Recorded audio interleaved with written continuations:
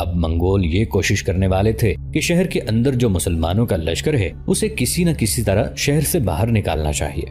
حالانکہ نظام الدین نے حاکم شہر خمارتگین اور سپہ سالار فریدون غوری کو منع کر دیا تھا کہ وہ کسی بھی صورت لشکر لے کر شہر سے باہر نہ نکلیں، شہر کے اندر ہی رہ کر منگولوں کو اپنے ساتھ مصروف رکھیں اور باہر کی طرف سے وہ ان پر حملہ آور ہوتے ہوئے ان کے لشکر کی تعداد کم کرتا رہے گا۔ اس موقع پر شہر کے اندر جو لشکر تھا، جب اسے خبر ہوئی کہ نظام الدین اور عارض زوزنی نے حملہ آور ہو کر چنگیز خان کے اس لشکر کا خاتمہ کر دیا ہے، تو ان کے حوصلے بڑھ گئے اور انہوں نے وہی غلطی کی جس سے نظام الدین نے انہیں منع کیا تھا۔ وہ فصیلے شہر سے باہر کھلے میدانوں میں نکل آئے۔ انہیں دیکھ کر چنگیز خان اپنے لشکر کو لے کر پیچھے ہٹتا چلا گیا۔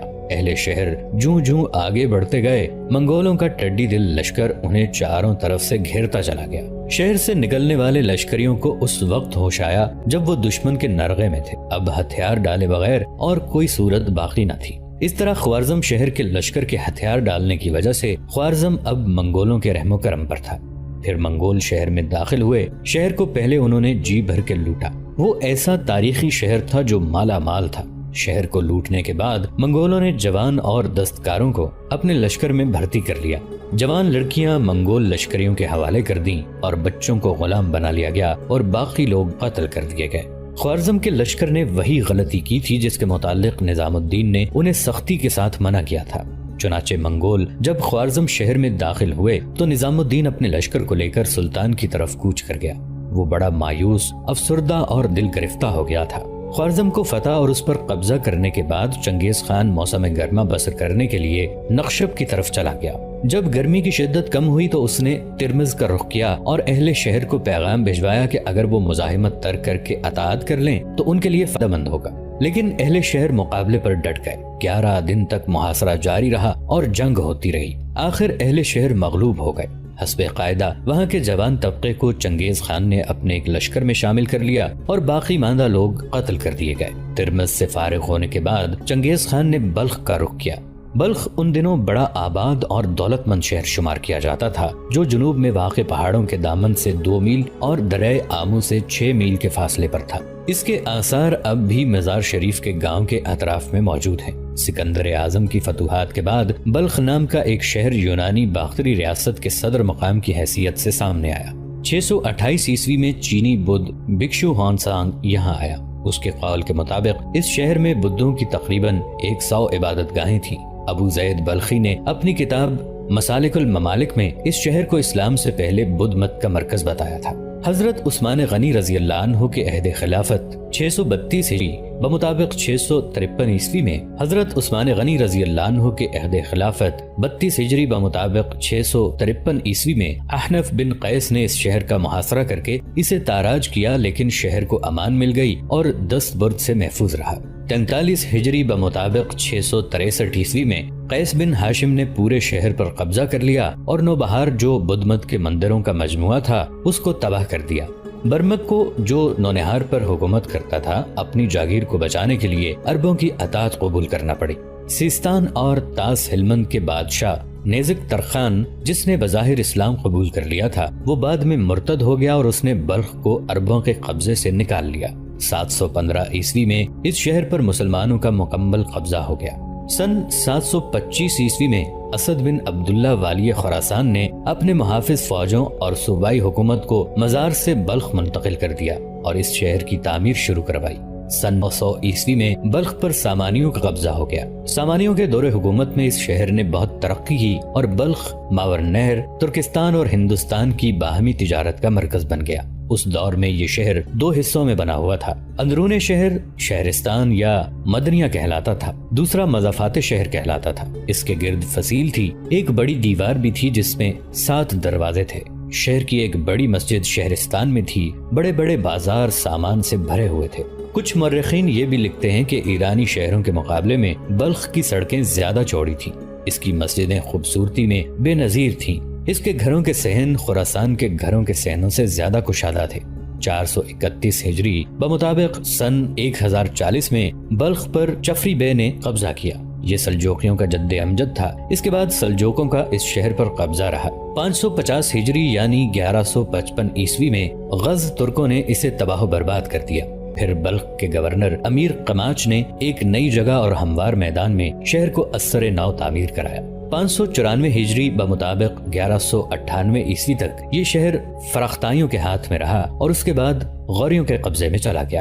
603 ہجری بمطابق 1206 عیسوی میں علاء الدین خوارزم شاہ نے بلخ پر قبضہ جما لیا اور اب اسی شہر پر چنگیز خان حملہ آور ہونے کی تیاری کر رہا تھا۔ بہرحال ترمذ کی فتح کے بعد چنگیز خان نے بلخ کا رخ کیا۔ جب شہر کے قریب پہنچا تو اہل شہر کو کہلا بھیجا کہ اگر وہ اطاعت قبول کریں تو انہیں معاف کر دیا جائے گا۔ اہل بلخ کو باشندگان بخارا اور سمرقند کے حشر کا علم ہو چکا تھا، چنانچہ انہوں نے اطاعت قبول کی اور چنگیز خان نے انہیں معاف کر دیا۔ لیکن جب اسے معلوم ہوا کہ سلطان کا بڑا بیٹا جلال الدین اسی قرب و جوار میں موجود ہے تو اس نے ارادہ بدل دیا، حکم دیا کہ شہر کو لوٹ کر اہل شہر کو قتل کر دیا جائے۔ اب چنگیز خان کی اگلی منزل مسلمانوں کا شہر طالقان تھا۔ یہاں حسب معمول اہل شہر کو اطاعت مان لینے کا مشورہ دیا گیا، لیکن چونکہ منگولوں کے کسی وعدے پر اعتبار نہیں کیا جا سکتا تھا، اس لیے باشندگان طالقان نے لڑ کر مرنے کو فریب اور دھوکے سے مارے جانے پر ترجیح دی۔ چنانچہ اہل طالقان نے ایسی سخت مزاحمت کی کہ چنگیز خان کی ایک نہ چلنے دی۔ آخر جب چنگیز خان کو طالقان فتح کرنے میں ناکامی ہوئی تو اس نے ادھر ادھر بکھرے ہوئے اپنے دوسرے لشکریوں کو بھی طلب کر لیا۔ چنانچہ یہ کمک پہنچ جانے سے چنگیز خان کے ہاتھ مضبوط ہو گئے اور اس طرح طالقان شہر بھی فتح ہوا اور چنگیز خان کا اس پر قبضہ ہو گیا۔ وہاں بھی مسلمانوں کے ساتھ ویسا ہی خون آشام سلوک کیا گیا جو دوسرے شہروں میں ہوا تھا۔ دوسری طرف سمرقند سے نظام الدین اور عارض زوزنی نے سلطان کی طرف رخ کیا تھا، لیکن سلطان ایک جگہ ٹکنے والا نہیں تھا۔ چنگیز خان کو بھی سلطان کے ان ارادوں کا علم ہو چکا تھا، اس لیے کہ سمرقند کے محاصرے کے دوران چنگیز خان کو معلوم ہو گیا تھا کہ سلطان علاء الدین نے اپنے 4 لاکھ لشکر میں سے نصف لشکر کو سمرقند، اترار اور بخارا کے دفاع کے لیے تقسیم کر دیا تھا، لہٰذا اس نے فوراً بھانپ لیا تھا کہ سلطان لڑنے سے کترا رہا ہے اور غالباً اس کی کوشش یہ ہے کہ وہ دو بدو لڑائی کا کوئی موقع پیدا ہونے ہی نہ دے۔ اسی بنا پر چنگیز خان نے اپنے بہترین سالار صوبدائی کو لشکر دے کر یہ تاکید کی کہ وہ خراسان پر حملہ آور ہو کر خراسان کو فتح کرے اور ساتھ ہی ساتھ سلطان علاء الدین کا تعاقب کر کے اسے گرفتار کرنے کی کوشش کرے۔ دوسری طرف سلطان علاء الدین خوارزم شاہ کے اوسان ایسے خطا ہوئے کہ وہ منگولوں کے سائے سے بھی بدکتا تھا، تاہم اتنا ضرور کیا تھا کہ تمام صوبے داروں کو تاکیدی احکامات جاری کر دیے تھے کہ پوری تندہی سے منگولوں کے مقابلے کے لیے تیار ہو جائیں۔ چنانچہ اس نے مختلف حاکموں کو جو احکامات جاری کیے تھے، مورخین ان کے متعلق لکھتے ہیں۔ سلطان نے ابو حفظ کو سیستانی سپاہ کی کمان دے کر قلعہ زنگی کے دفاع پر متعین کیا تھا۔ ترکستان کے کچھ علاقوں کی حفاظت کے لیے کرسام پہلوان نام کا ایک شخص نامزد کیا۔ غور کا سارا علاقہ ملک حسام الدین حسین کے حوالے کیا۔ امیر عمر نام کے ایک شخص کے حوالے بامیان کا دفاع رکھا گیا۔ شمس الدین دجائی کو ہرات کی طرف روانہ کیا۔ فیور کا قلعہ اصیل الدین نیشاپوری کی حفاظت میں دے دیا۔ اسی طرح نصرت کو کا قلعہ ملک شمس الدین اور کوہرنگ کا قلعہ الخان اور ابو محمد اور گرمستان کا قلعہ ابو سیستان کے قبیلے کے سردار شیرا کی تحویل میں دے دیا۔ اس طرح سلطان نے اپنی قلمرو کے ہر شہر اور ہر قلعے کو کسی نہ کسی سردار کے حوالے کر کے تاکید کر دی کہ اپنی ذمہ داری سے ہر ممکن طور پر عہدہ برا ہونے کی کوشش کریں۔ سلطان کے لشکر کا تعاقب کرنے کے لیے چنگیز خان نے اپنے لشکر کا جو حصہ مقرر کیا تھا وہ چنگیز خان کے احکامات کی بجاوری کے لیے سریاب کے مقام پر دریائے آمو کو عبور کر کے اپنی منزل کو روانہ ہوا۔ جب منگول سردار زاوا کے مقام پر جو ترشیر کے ضلع میں مشہور اور آباد ہے وہاں پہنچے تو ان کے پاس رسد کی سخت کمی ہو گئی۔ ہر چند انہوں نے کوشش کی کہ اہل شہر اپنی ضرورت سے زائد غلہ قیمتاً دے دیں، لیکن وہ اس پر آمادہ نہ ہوئے۔ مجبوراً منگولوں نے اپنے لشکر کو وہاں سے کوچ کرنے کا حکم دیا۔ اہل شہر سمجھے کہ منگول ڈر گئے ہیں، چنانچہ انہوں نے ڈھول پیٹنے شروع کر دیے اور آوازیں کسے، فحش گالیاں منگولوں کو دی۔ منگولوں کے چلتے قدم رک گئے اور انہوں نے واپس پلٹ کر شہر پر حملہ کر دیا۔ اہل شہر نے بھی مقابلے میں کوئی کسر نہ اٹھا رکھی، لیکن 3 دن کے بعد اہل شہر تھک ہار کر بیٹھ گئے۔ منگول لشکری شہر پر قابض ہو گئے، چنانچہ شہر لوٹ لیا گیا۔ تمام اہل شہر قتل کر دیے گئے۔ دوسری طرف سلطان علاء الدین خوارزم شاہ 2 لاکھ ٹڈی دل لشکروں کو ساتھ لیے ماون نہر سے بھاگ کر نیشاپور پہنچ گیا اور 2 مہینے تک وہاں پڑاؤ کیے رہا۔ جب اسے علم ہوا کہ چنگیز خان کا سالار صوبدائی اس کے تعاقب میں چلا آ رہا ہے تو وہاں سے چل دیا۔ جب منگول سردار وہاں پہنچا تو اس نے اہل شہر کو اظہار اطاعت کے لیے کہلا بھیجا۔ چونکہ اہل شہر کو معلوم ہو چکا تھا کہ سلطان منگولوں کے ڈر سے ایک جگہ سے دوسری جگہ بھاگا پھرتا ہے اور ملک اور اہل ملک کے ننگ و ناموس سے زیادہ اسے اپنی جان عزیز ہے، اس لیے انہوں نے یہی مناسب سمجھا کہ اظہار اطاعت کر کے اپنی خیر بنائے۔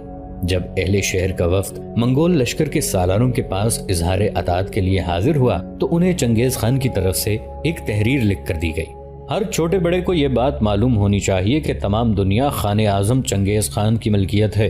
جو شخص اس سے اظہار اطاعت کرے گا وہ خود اور اس کے تمام خویش و اقارب خان اعظم کی حفاظت میں سمجھے جائیں گے۔ بس اس کی اطاعت سے جو گریز کرے گا وہ اپنی ذات اور متعلقین کو مصیبت میں مبتلا کرے گا۔ یہاں سے فراغت حاصل کرنے کے بعد منگولوں کا وہ لشکر سلطان کی تلاش میں روانہ ہوا۔ لشکر کو منگولوں نے 2 حصوں میں تقسیم کر دیا۔ ایک مازندان کے راستے آگے بڑھا اور مازندان شہر کو فتح کرنے کے بعد اہل شہر کو قتل کر دیا، جبکہ لشکر کا دوسرا حصہ جام کے رخ پر آگے بڑھا۔ چونکہ اہل شہر نے اطاعت کرنے سے انکار کر دیا تھا، اس لیے اس شہر کو بزور شمشیر فتح کر کے اہل شہر کو موت کے گھاٹ اتار دیا گیا۔ وہاں سے منگول سردار نے رادکان پر چڑھائی کی۔ چونکہ یہ شہر قدرتی مناظر کی وجہ سے حد درجہ جاذب نظر واقع ہوا تھا، اس لیے اہل شہر سے کوئی چھیڑ چھاڑ نہ کی گئی اور عام معافی دے دی گئی۔ اس سے اگلی منزل خبوشان اور پھر اسفرائن شہر تھے۔ دونوں شہروں کے تمام باشندے قتل کر دیے گئے۔ مورخین مزید لکھتے ہیں کہ چونکہ سلطان کی والدہ ترکان خاتون اور سارا حرم سلطان کے ساتھ تھا، جن کی رفاقت بڑے لشکر کی نقل و حرکت میں مخل ہوتی تھی، لہٰذا سلطان کے علاوہ سرداران لشکر بھی دل گرفتہ اور پریشان رہتے تھے۔ اس لیے سلطان نے فیصلہ کیا کہ حرم کی تمام خواتین کو ماں ترکان خاتون قارون نام کے قلعے میں جو مازندان کے نواح میں واقع تھا بھیج دیا جائے۔ اتنی دیر تک چنگیز خان کا سالار صوبدائی سلطان کا تعاقب کرتا ہوا قریب آ رہا تھا۔ وہ دامغان پہنچا۔ اہل شہر نے دلیری مقابلہ کیا، دونوں طرف سے بہت سے بہادر مارے گئے۔ آخر شہر فتح ہو گیا۔ اس کے بعد سمسان شہر کو یہی صورتحال پیش آئی۔ یہ منگولوں کا معمول تھا کہ جو شہر مقابلے کے بعد فتح ہو جاتا اسے لوٹ لیتے، جوان لڑکیاں باہم تقسیم کر لی جاتی، جوان مرد لشکر میں شامل کر لیے جاتے اور باقی ماندہ قتل کر دیے جاتے۔ اس موقع پر چنگیز خان کے سالار صوبدائی نے دامغان شہر پر چڑھائی کی۔ دامغان بڑا اہم شہر تھا۔ اہل شہر نے مزاحمت بے سود خیال کر کے اظہار اطاعت کر لیا۔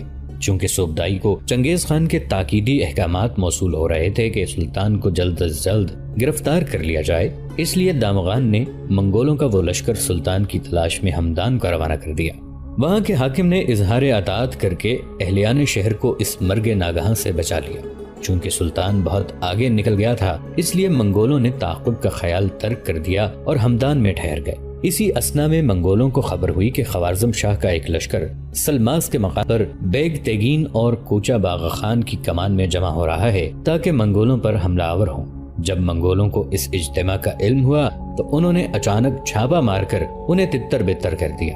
اس کے بعد اس لشکر نے عراق کا رخ کیا، سارا علاقہ تھوڑا تھوڑا کر کے فتح کر لیا۔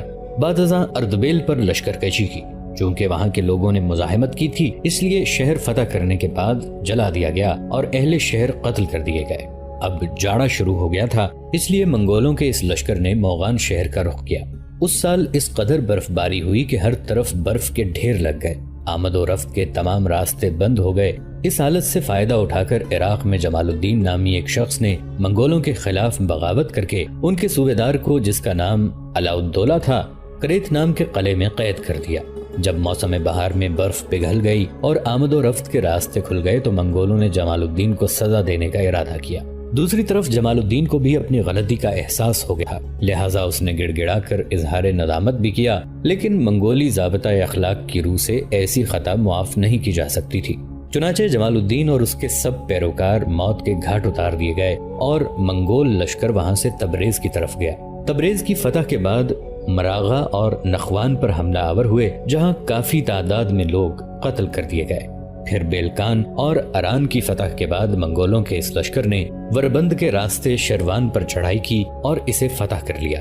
اسی دوران اس منگول لشکر کے سردار اور سالار صوبدائی کو خبر ملی کہ ان کا بڑا سالار توشی خان اس موقع پر قچاق کے علاقے میں موجود تھا، لہٰذا صوبدائی اپنے اس لشکر کو، جسے لے کر سلطان علاء الدین خوارزم شاہ کے تعاقب میں نکلا تھا، اب اسی لشکر کے ساتھ اس نے توشی خان سے جا ملنے کے لیے پیش قدمی شروع کی تھی۔ سلطان سے جا ملنے کے لیے نظام الدین اور عارض زوزنی بھی اپنے لشکر کے ساتھ پیش قدمی کر رہے تھے۔ راستے میں انہیں سلطان کے مخبروں سے ہی یہ خبر مل گئی کہ سلطان اپنے لشکر کے ساتھ ہمدان سے بھی بہت آگے نکل چکا ہے۔ یہ خبر سن کر نظام الدین جہاں تھا وہیں اس نے اپنے لشکر کو روک دیا۔ لشکری چونکہ تھکے ہارے تھے، لہٰذا نظام الدین کے اس فیصلے کو پسند کیا اور اپنے گھوڑوں سے اتر کر سستانے لگے۔ اس موقع پر نظام الدین ایک چٹان پر بیٹھ گیا۔ وہ اداس اور افسردہ تھا، آنکھوں کے اندر نمی چمکنے لگی تھی، ایسا لگتا تھا ابھی وہ ہچکیاں اور سسکیاں لے کر رو پڑے گا۔ اپنا ہاتھ اس نے اپنی پیشانی پر رکھا ہوا تھا۔ اس کی یہ حالت دیکھتے ہوئے عارض زوزنی تھوڑی دیر تک قریب کھڑا ہو کر غور سے اس کی طرف دیکھتا رہا، پھر وہ بھی اسی چٹان پر بیٹھ گیا۔ نظام الدین نے اپنا دایاں ہاتھ جو پیشانی پر رکھا ہوا تھا وہ ہاتھ عارض زوزنی نے پکڑ کر ہٹایا، پھر غور سے نظام الدین کی طرف دیکھتے ہوئے کہنے لگا، میرے عزیز بھائی، میں دیکھتا ہوں کہ تم معمول سے کچھ زیادہ اداس اور افسردہ ہو۔ اس موقع پر میں تمہاری آنکھوں میں آنسوؤں کی نمی بھی دیکھ سکتا ہوں۔ میں جانتا ہوں اس کی کیا وجہ ہے، اس کے باوجود میرے بھائی میں تم سے گزارش کروں گا اپنے آپ کو سنبھالو، اگر ایسا نہ ہوا تو پھر۔ یہاں تک کہتے کہتے عارض زوزنی کو رک جانا پڑا، اس لیے کہ اپنی آستین سے نظام الدین نے اپنی بھیگی آنکھیں خشک کی۔ پھر عارض زوزنی کی طرف دیکھتے ہوئے وہ کہنے لگا، میرے بھائی، کب تک ہم اپنی سرزمینوں میں آسمان سے زمین پر برستے عذاب ضمیر کی کالک دیکھتے رہیں گے؟ کب تک اندھیروں میں مسلمانوں کی جانوں کی شمعیں بجھتی رہیں گی؟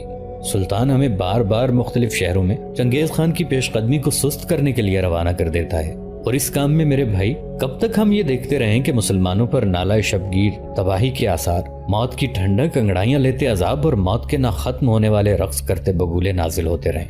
ذلت بھرے شکست کے داغ بے یار و مددگار مسلمانوں کو واہموں کے مسافروں کی طرح مجبور اور لاچار کر رہے ہیں۔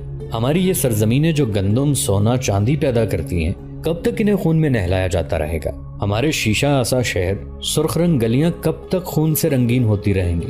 یہ سب کچھ سلطان علاؤالدین کی خودسری اور ستم پری کی وجہ سے ہے۔ وہ منگولوں کا سامنا نہیں کرنا چاہتا، پر کب تک ان کے آگے بھاگتا رہے گا؟ اور پھر اب تو ان سرزمینوں میں کئی درندے ہماری گھات میں ہیں۔ پہلے ایک چنگیز خان تھا، اب تو جگہ جگہ مسلمانوں کو شکستوں اور بربادی کا سامنا کرنا پڑتا ہے، اور جگہ جگہ ان کی طاقت اور قوت کو کچلا جا رہا ہے۔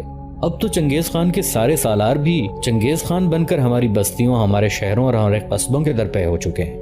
میں نے بخارا میں موت کے احساس میں غلطہ مسلمانوں کو دیکھا، میں نے سمرقند میں چشموں کی طرح ابل پڑنے والے غضابوں کو مسلمانوں پر نزول کرتے دیکھا، میں نے یہ بھی دیکھا کہ جس طرح لکڑی کے تختوں کو دیمک چاٹ جاتی ہے، اسی طرح قضا کی خونی دیمک ہمارے بھائیوں کی فروزہ طلب اور ان کی جوان جذبوں کی طغیانیوں اور ان کے سارے اسباب و وسائل کو ختم کرتی جا رہی ہے۔ تمہارے سامنے میں نے کئی بار سلطان کی منت کی کہ وہ لشکر کی کمانداری ہمارے حوالے کر دے۔ لاکھوں کا لشکر جو اپنے ساتھ لیے پھر رہا ہے، میں اس سے ڈرتا ہوں کہ کہیں وہی لشکر سلطان کے خلاف بغاوت نہ کر دے۔ میں نے اسے یہ بھی کہا تھا کہ آپ ایک جگہ بیٹھ جائیں، 2 لاکھ جو لشکر اس وقت آپ کے پاس ہے وہ ہمیں دے دیں، ہم نہ صرف آپ کی حفاظت کریں گے بلکہ چنگیز خان سے ٹکرائیں گے اور اس جیسے شیطان کی ساری سطوت، اس کی آندھیوں سی بے اما فتنہ گری، ان کے بغض و عذاب، اندھیاؤں اور ان کی عداوتوں کی لپیٹوں کا رخ ان کی اپنی سرزمینوں کی طرف کر دیں گے۔ پر ہائے حیف، سلطان میری کوئی بات سن کر اس پر عمل کرنا گناہ خیال کرتا ہے۔ قسم اللہ پاک کی، 2 لاکھ کا لشکر اگر سلطان ہمارے حوالے کر دیتا تو چنگیز خان تو کیا، ہم اسے کہتے اتنا لشکر اور لے آؤ اور اس کے سارے بدی کے لشکروں کو بپھری صداؤں کی تکبیروں، صدیوں میں کئی راتوں خونی روتوں کی یلغار میں ڈبو کے رکھ دیتے۔ اب بھی وقت ہے، سلطان اگر 2 لاکھ کا لشکر ہمیں دے دے، خود ایک طرف ہو جائے، ہمارے ساتھ جلال الدین کو کر دے، تو ہم اپنے اسی لشکر سے اگر چنگیز خان اور اس کے سالاروں اور لشکریوں کی حالت پتھروں کی طرح بے غبار اجڑے راستوں اور ویران ہتھیلیوں کے بے اثر دعاؤں، مرگ بدوش ساعتوں اور خون کے پیاسے سیاہ کانٹوں جیسی بنا کر نہ رکھ دیں، تو سلطان کو اجازت ہوگی کہ وہ ہماری گردنیں کاٹ کے رکھ دے۔ اتنا کہنے کے بعد ذرا دم لینے کے لیے نظام الدین رکا، پھر عارض زوزنی کی طرف دیکھتے ہوئے کہنے لگا، ہم سمرقند سے سلطان کی طرف جانے کے لیے روانہ ہوئے تھے کہ ایک بار پھر سلطان سے گزارش کریں کہ اتنے بڑے لشکر کو لے کر ادھر ادھر چھپنے اور سرگردہ ہونے کی ضرورت نہیں ہے۔ ہم ٹھونک کر چنگیز خان کے سامنے آئے، جس طرح اس نے ہمارے ایک لشکر کے بعد دوسرے لشکر کو شکست دی ہے، ایسی ہی کیفیت، ایسی ہی شکست، ایسی ہی ہزیمت سے ہم بھی اسے دوچار کرتے چلے جائیں گے۔